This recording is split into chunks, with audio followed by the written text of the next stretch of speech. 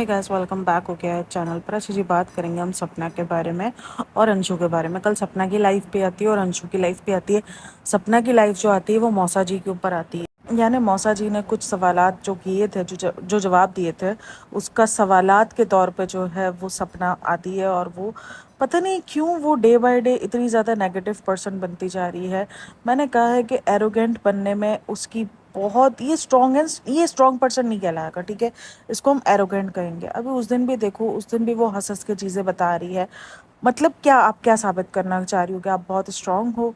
मतलब आप एक तरफ बोलती हो कि मुझे कंट्रोवर्सी से दूर रहना है, मुझे कंट्रोवर्सी नहीं करनी है, और आप उन कंट्रोवर्सियों को खुद जो है वो एक तरीके से आग लगाती हो। उसके बाद बोलती हूँ मुझे सामने से रिप्लाई ना मिले, अगर रिप्लाई मिल रहा है तो सामने वाला कंट्रोवर्सी चाह रहा है, तो कंट्रोवर्सी तो बराबर की आप भी चाह रही हो। यानी मैं इतना ज़्यादा उसको मतलब सपोर्ट कर रही थी। और देखो मैं ना बहुत अच्छे से सपोर्ट करना चाह रही थी, लेकिन सीन ये हुआ कि जो चीज़ें मैं देखना शुरू हुई, जिस चीज़ों से मैंने, ऐसा नहीं है कि मैंने कोई नज़रिया अचानक चेंज कर लिया, उसने खुद ऐसा 360 टर्न जो है वो कहते हैं ना कि 360 यू टर्न मारा है कि मैं देख के ही शॉक रह गई। मतलब 190 एक होता है, एक 360 टर्न होता है। इतना अचानक मैसिव चेंज कैसे? इसको स्ट्रॉन्ग बनना नहीं कहेंगे। स्ट्रॉन्ग बनने का मतलब ये थोड़ी कि आप कंट्रोवर्सियाँ क्रिएट करो, आप सबको बोलो आप बैल मुझे मार, ये वाला सीन नहीं होता है। स्ट्रॉन्ग बनने का सीन ये होता है कि आप उन सब चीज़ों का अच्छे से मुकाबला करो। आप उनका जो लीगल जो भी सीन होता है आप वो करो। आप अपने हक के लिए लड़ो, या तो आप अपना हक, एक तरफ आप बोलते हो कि मैं अपना हक छोड़ रही हूँ, दूसरी तरफ आप उस हक के लिए लड़ने को जा रही हो कि मैं क्यों साइन कर दूँ, मैं यूं क्यों कर दूँ। मैं ये नहीं बोल रही कि आपको साइन कर देना चाहिए था। फिर आप ये भी क्यों कहती हो कि मैंने अपना हक छोड़ दिया है, मैंने चैनल छोड़ दिया है, मैंने ये कर दिया है, जबकि दूसरी तरफ अंशु कह रही है कि जाओ, आपके पास तो वैसे ही सबकी रिकॉर्डिंग्स होती है, आपने अगर मुझे चैनल का पासवर्ड और दिया होगा तो आप शेयर करो। और वो सही है, सही बात है कि भाई उसके साथ वो रिकॉर्डिंग वाला जो सीन है वो हमेशा करती है। तो जैसे उसने कहा कि भाई अब ठीक है, आपके सास ससुर ने अगर आपके साथ आके इस तरीके से बात की है तो आप आके जो है वो बताओ। अब मुझे बताओ, रिसेंट अगर ऐसा होता, अगर सास ससुर ने उसके, मे भी हो सकता है कि कुछ ऐसा हुआ भी हो, बातें हुई भी हो, लेकिन अगर वो बात हुई होती तो क्या आपको लगता है कि उसने बात अब तक दबा के रखी हुई होती, उसने अब तक रिकॉर्डिंग ना शेयर की होती? ये नेगेटिव खुद बन रही है। उसकी कहानी में कोई इसको नेगेटिव नहीं बना रहा है। पॉडकास्टर्स भी उसको कोई नेगेटिव वे में पेश नहीं कर रहे थे। जब वो अलग हुई, जब उसके सास ससुर ने, इवन इसके जब सूरज की रिकॉर्डिंग भी हुई, तब सब लोगों ने बोला, रिकॉर्डिंग जब इसने लीक की तो सब लोगों ने बोला कि इसने क्यों लीक की, बट उसके बाद सबने सपोर्ट किया, सबने उस मरे हुए बंदे को गालियां दी हैं। सही है, वो मरा हुआ बंदे को गालियां मिली है, तो सोच लो लोग किस हद तक इसको सपोर्ट कर रहे थे, कि लोग ये भी भूल गए थे कि हम जिस बंदे को गालियां दे रहे हैं वो बंदा अब इस दुनिया में नहीं रहा है, वो बंदा अब जा चुका है इस दुनिया से। लेकिन फिर भी लोगों ने उनको नहीं बख्शा, उन्होंने, लोगों ने ठीक ठाक सबने गालियां दी, उसको सिंपैथी दी, उसका साथ दिया। मतलब ऐसा कैसे हो सकता है कि एक बंदी एक कंट्रोवर्सी से बाहर नहीं आ रही है और दूसरी कंट्रोवर्सी, वो अब देखो शिवी वाली कंट्रोवर्सी अभी तो खत्म हुई है, तो दूसरी कंट्रोवर्सी उसने अपने ऊपर ले ली है, ये अंशु वाली। मतलब क्यों ये कंट्रोवर्सी से बाहर नहीं आना चाह रही है, कंट्रोवर्सी इसका साथ नहीं छोड़ना चाह रही? मुझे कभी कभी लगता है इसकी किस्मत ना जेठालाल वाली है। मतलब इसके सर से मुसीबत जाती ही नहीं है, सीरियसली। अब वो जेठालाल तो एक फ़नी कैरेक्टर था, बट ये फ़नी नहीं है, ये इसके लिए बहुत ज़्यादा हैक्टिक बन गया है। मुझे सीरियसली इसको देख के फील हो रहा है कि ये किस डिगर जा रही है। अगर इसको ये फील हो रहा है कि कंट्रोवर्सी कंट्रोवर्सी करके मैं फेम में रहूँगी, मुझे व्यूज़ मिलते रहेंगे, हालांकि व्यूज़ इसके चैनल पे पहले भी कम नहीं है, लेकिन अगर आप रिसेंट जाओ ना, देखो हम जब भी बात करते हैं ना तो हम पीछे होमवर्क करते हैं। अगर आप इसके नॉर्मल व्लॉग्स में जाओ ना तो वहाँ इसके थोड़े से व्यूज़ डाउन हुए थे जब वो नॉर्मल व्लॉगिंग कर रही थी। कंट्रोवर्सी के व्यूज़ जो ना वो हमेशा से हाई होते हैं। अब कंट्रोवर्सी कौन सही कौन गलत, हम सही गलत करें हमें पता ही नहीं है, क्योंकि पता इसलिए नहीं है कि ये इतना खिचड़ी घोटाला बना हुआ है। हम सिर्फ रिएक्ट करेंगे जो वो लोग शो कर रहे हैं अपने सोशल मीडिया अकाउंट्स पर, चाहे वो सपना की लाइव हो, चाहे वो अंशु का व्लॉग हो। अंशु में भी एक एरोगेंट आया, मतलब कि एक उसने सख्ती से बात की। अब वो सख्ती से बात उसने बहुत पहले से स्टार्ट नहीं की, इसने सपना की इतनी सारी लाइवों के बाद, इतने सारे व्लॉग्स के बाद, वो जो लास्ट व्लॉग था जो सुबह में उसने लाइव किए, उसके बाद का रिएक्शन आया अंशु का। और वो ऑब्वियसली वो रिएक्शन देगी क्योंकि उसके नाम पर बात की जा रही है। एक तरफ उसको गालियां पड़वाई जा रही है, दूसरी तरफ कहा जा रहा है आप उसको गाली नहीं दो। एक तरफ आपको कोई मतलब नहीं है उस बंदी से और दूसरी तरफ आपको उसकी पढ़ाई की फिक्र है। तो ये डबल फेस क्यों? मतलब आपको खुद नहीं पता कि आपको करना क्या है, आपको किसका साथ देना है, आपको क्या बोलना है, क्या नहीं बोलना। ये मैंने उस दिन भी कहा था ना, लास्ट में मैंने जब पॉडकास्ट बनाई थी तब मैंने ये बात कही थी कि सपना इस टाइम पर ना अपने दोस्त को भी अपना दुश्मन समझना शुरू कर गई। इसको लग रहा है बस दुनिया में हर कोई गलत है, बस मैं राइट हूँ, हर कोई गलत है। इवन मैं कमेंट्स में रीड कर रही हूँ कि अगली बारी लखन की है। सीरियसली मैं अगली बारी जो है वो सुन रही हूँ, अगली बारी जो है वो लखन और नीतू की है। अगली बारी में लखन और नीतू जो है वो पकड़ाए जाएंगे और उनके साथ इसकी कंट्रोवर्सी आएगी, क्योंकि अब ये अंशु वाली कंट्रोवर्सी जब खत्म होगी तो उस कंट्रोवर्सी के बाद अब लखन और नीतू बचते हैं। ये सीरियसली शायद इसने ज़िंदगी में इतना कुछ देख लिया है ना, तो वो अब ये सब कुछ करके जो बचे कुचे रिश्ते हैं ये उनको भी खो देगी। ये अगर इसका एरोगेंट या इसका गुस्सा है अंदर का, ये शायद एक तरीके से कह लो कि गुस्सा ही होगा कि यार मैं क्यों, दोनों बार मैं क्यों, क्यों मेरी ज़िंदगी में जो है वो खुशियाँ नहीं आ पाई, मैं उन खुशियों की ज़्यादा टाइम की हकदार नहीं रह पाई। मतलब साल सवा साल ही ये ज़्यादा टाइम रहे सूरज जी के साथ भी, भले इसका टाइम ज़्यादा रिश्ता चला, लेकिन उसके बाद उनकी भी डेथ हो गई, वो भी कोरोना की वजह से चले गए। अच्छा, जब उसने सूरज जी की भी रिकॉर्डिंग वगैरह की थी, देखो एक बंदा जिसको बोल रही है कि वो इतना ज़्यादा या तो शकी था या जो भी था, वो मारता पीटता, वो उसको मुझे खुश नहीं रखना था, गांव जैसे माहौल में वो शॉर्ट्स पहन के घूमती थी। इसकी वीडियोस थी जिसमें उसने शॉर्ट्स पहन के और वेस्टर्न ड्रेसिंग करके, मतलब एक वेस्टर्न गांव के मामलात में ना ये बहुत बहुत बड़ी बात होती है कि एक बहू जो है वो वेस्टर्न ड्रेसिंग कर रही है। बेटी तो फिर भी हजम, अव्वल तो बेटियों को भी हजम नहीं करते हैं जो गाँव का, और जिस तरीके का इसका माहौल है वहाँ पे पल्लू ढक के रखना। मैंने इनके गाँव में इतनी सारी खवातीन देखी है जो सर से पल्लू नहीं सरकने देती, वहाँ पर एक बहू का इस तरीके से निकलना। तो देखो सूरज ने इतनी आज़ादी दी होगी तभी तो ये होगा ना, क्योंकि वो भी तो एक ऐसे ही घर से आई थी जिसका माहौल एक सख्त था, एक पारिवारिक माहौल था, सही है ना, उसी माहौल से वे निकल कर आई थी ना। ये कोई बहुत ज़्यादा उसके घर से आई थी, मतलब कह लो कि बहुत ज़्यादा कोई बड़े घर से आई थी जहाँ पर ये वेस्टर्न ड्रेसिंग और ये सब कुछ आम हो गया, ऐसा कुछ नहीं था। वो एक नॉर्मल घर से, मिडिल क्लास फैमिली से होके आई थी, और यहाँ पर आके सूरज ने उसको हर चीज़ दी थी, हर चीज़ उसको पैसे में। अब जो लोग बोलते हैं ना, ये जो कह रही है ना कि मैंने पाला था, मैं देख रही थी जहाँ पर ये कमेंट्स थे कि सपना ने पाला है, सपना ने इतना कुछ किया है। अगर आप इनकी बैक जर्नी पे जाओ, जब राजवीर जी की डेथ होती है, राजवीर की जब डेथ होती है उसके बाद से आप उसकी जर्नी को अगर फॉलो करते हो, क्योंकि मैं उसको देखती रही हूँ ना, क्योंकि मेन ना ये बहुत ज़्यादा फेमस राजवीर की डेथ के बाद हुई है। सूरज जी की डेथ के बाद थी लेकिन इतना ज़्यादा नहीं थी, लेकिन राजवीर की डेथ के बाद ये बहुत ज़्यादा फेमस हुई थी कि एक ब्लॉगर है जिसके साथ 1 डेढ़ साल के अंदर ही 2 हादसे हो गए इस तरीके की। मैंने वो उसको उसी वक्त से देखना शुरू किया था, राजवीर के वक्त से ही।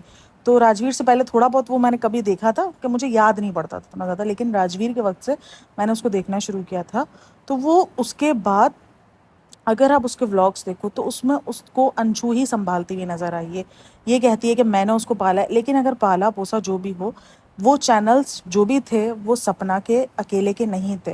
ये जो स्नैपी गर्ल था इसमें भी अंशु का बराबर का हिस्सा था। अंशु ने पूरा, ये नहीं कह रहा कि आप चैनल उठा के किसी को दे दो, लेकिन ये जो कह रहे हैं ना कि इसको सपना ने पाला था, उसको ये किया था, अंशु बराबर शामिल थी, ठीक है।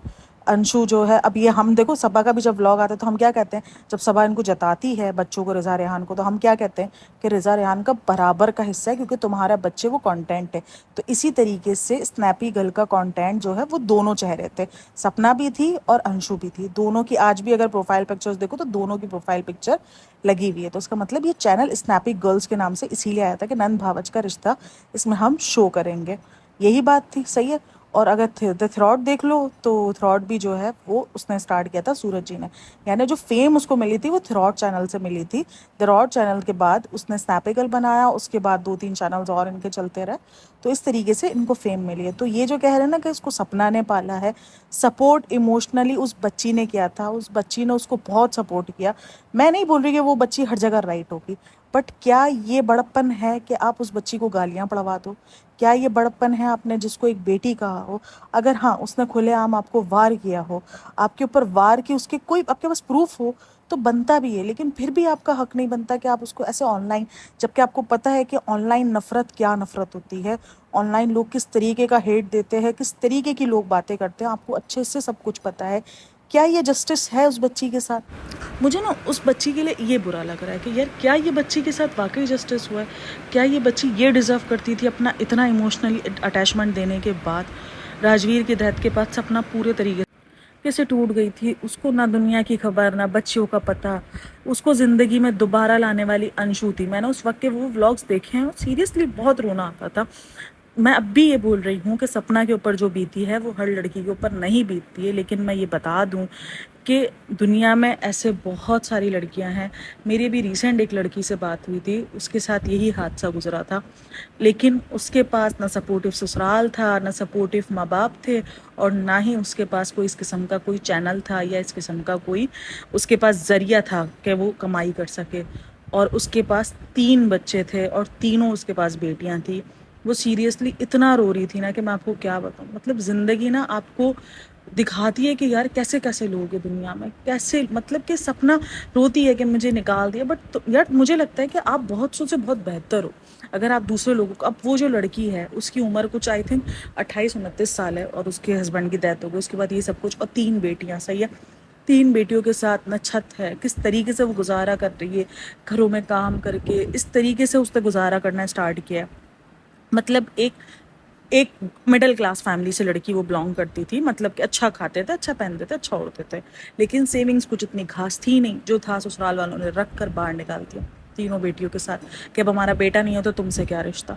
ये था, ये सीन था। मतलब यहाँ तो आपके पास चलता फिरता चैनल है, आप उससे अच्छी खासी अर्निंग कर रही हो, ये नहीं कह रही कि आप अर्निंग बंद कर दो या चैनल बंद कर दो, लेकिन आप, ठीक है आपके ऊपर बहुत बड़ा पहाड़ टूटा है, लेकिन क्या उसकी जिम्मेदार सारी दुनिया है? नहीं है। आप उसको सारी दुनिया को समझ रही हो कि सारी दुनिया उसकी जिम्मेदार है। और मैं अब भी कह रही हूँ कि ये लड़की ना काफ़ी डिप्रेशन में नज़र आती है, ये एनजाइटी में ये सारी चीज़ें कर रही है। सीरियसली आपको जब एनजाइटी डिप्रेशन शुरू हो जाता है ना, आपको नहीं समझ में आ रहा होता कि आप क्या कर रहे हो, क्या गलत कर रहे हो, क्या सही कर रहे हो। बस आपको लग रहा होता है कि दुनिया, आप तो सब हमारे खिलाफ है, अब कोई मेरा नहीं है, कोई मेरा सगा नहीं है। और इस सगेपन में आप वो रिश्ते खो देते हो जो उसका अंदाज़ा आपको होता भी नहीं है।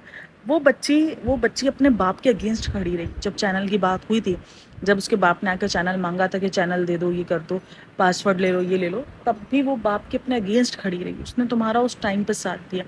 अब अगर वो उस घर में जाके रहना शुरू हुई, वो अपनी मर्जी से तो रहना नहीं शुरू हुई ना, उसको वहां से निकाला गया। उसके बाद तुम गई, तुमने खुद कहा था ना कि पहले उसको निकाला गया, वो अपनी मर्जी से नहीं गई है।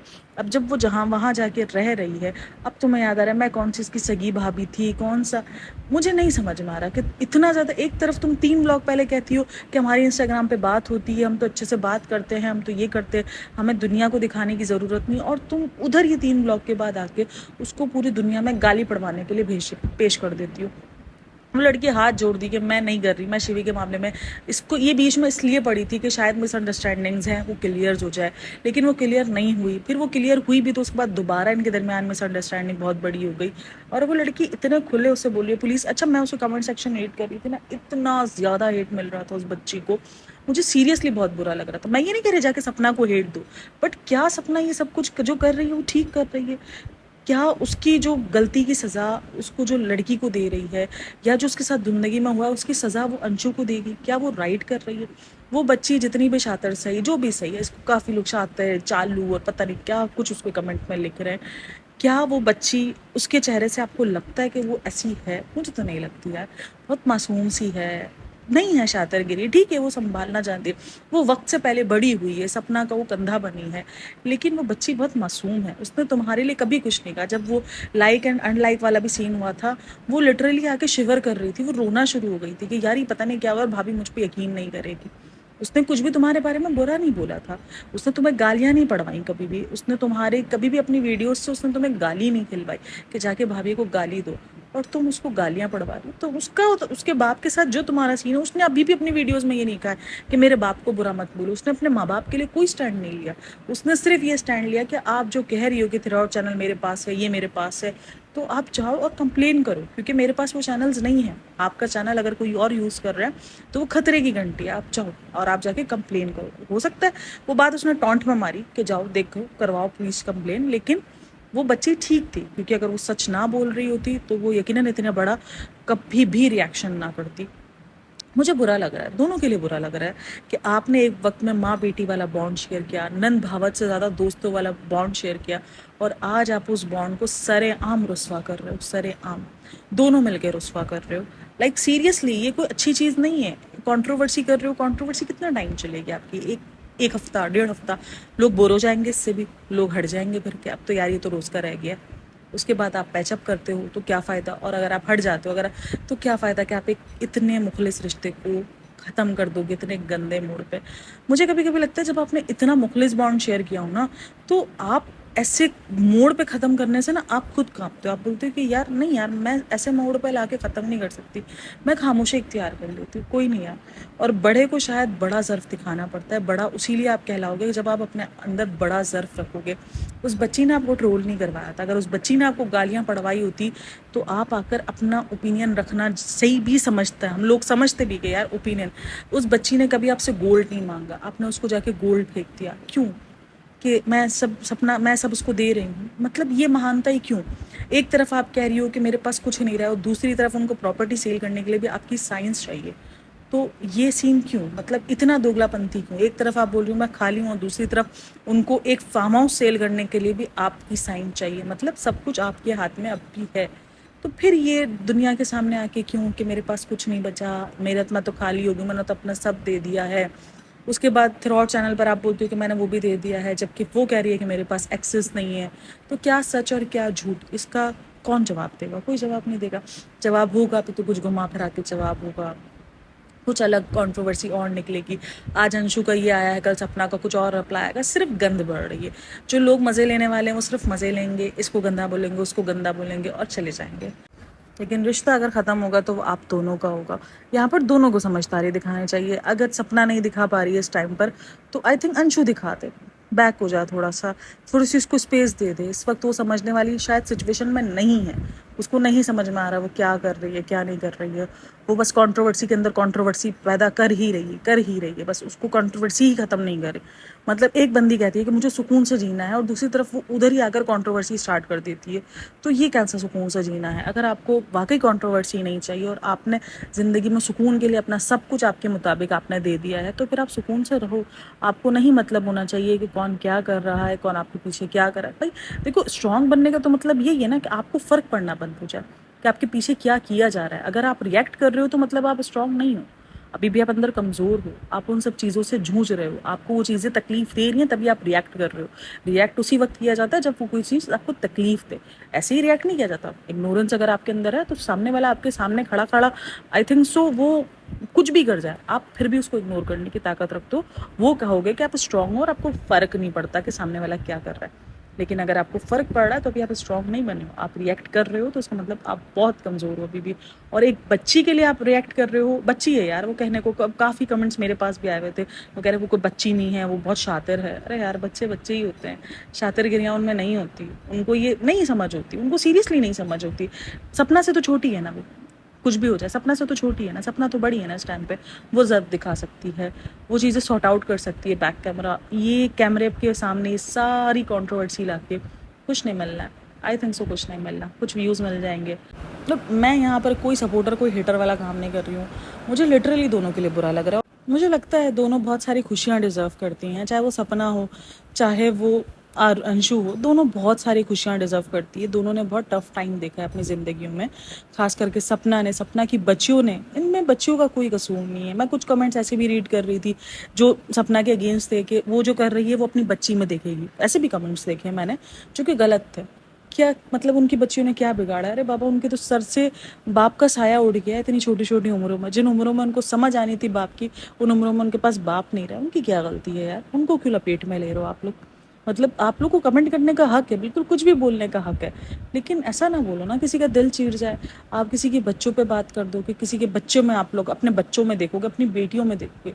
बेटियों का दुख क्या होता है ये सिर्फ बेटी वाले समझ सकते हैं। जिनके पास बेटियां होती हैं ना, उनको ये डर होता है कि नहीं यार, हमारी बेटी का तकलीफ हम नहीं। मुझे लगता है ये जो लिखते हैं ना, शायद उनके पास बेटियां नहीं है, शायद उनको वो दर्द पता नहीं है, औलाद का दर्द उनको शायद अंदाज़ा नहीं है अभी, इसीलिए वो ऐसा कुछ लिख के चले जाते हैं। मैं जब ये सारी चीज़ें देख रही थी ना, उसमें कितने लोग सपना को बुरा कह रहे थे, तुम पागल हो, तुम थेरेपी कराओ, तुम ये कराओ, तुम्हें ज़रूरत है, तुम्हें तो झटकों की ज़रूरत है, तुम्हें तो इस चीज़ की ज़रूरत है। बाबा, उसने जो सहा है ना वो बहुत ख़तरनाक दौर पे सहा है। अब उसके लिए मैंने कहा ना कि उसको उसका दोस्त भी दुश्मन लग रहा है। उसको हर इंसान उसको सिर्फ अपना दुश्मन लग रहा है। उसको इस टाइम लग रहा है हर इंसान मुझे सिर्फ तकलीफ़ पहुंचा रहा है। वो हर किसी से बेवजह का जो उसका एंगर है ना वो निकल निकल कर आ रहा है। वो हर किसी से लड़ती जा रही है।